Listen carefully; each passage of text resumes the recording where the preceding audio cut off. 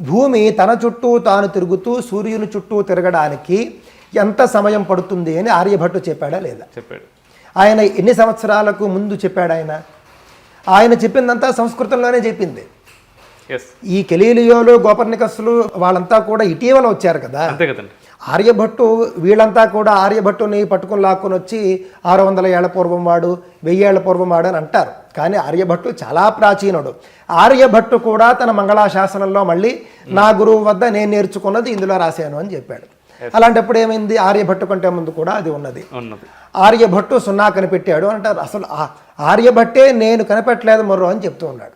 ఎందుకంటే నా గురువు వద్ద నేను నేర్చుకున్నానని చెప్పి ఆయన చెప్తూ ఉంటే ఈయనే మొదలెట్టాడు అని వీళ్ళు చెప్పడం ద్వారా అంతకుముందు భారతదేశంలో ఏం లేదని చెప్పడం. ఆర్యభట్టు 0 అని కనిపెట్టుంటే వేదంలో ఉన్నటువంటి 0ల సంగతి ఏమిటి? అలాగే అంతకుముందే మన చర్చలలో యజుర్వేదంలో వచ్చేటటువంటి చమకంలో ఏకాచమే తిస్రష్టమే అని మొత్తం సంఖ్యలు 0 లేకుండా సంఖ్యలు ఎక్కడి నుంచి వస్తాయి?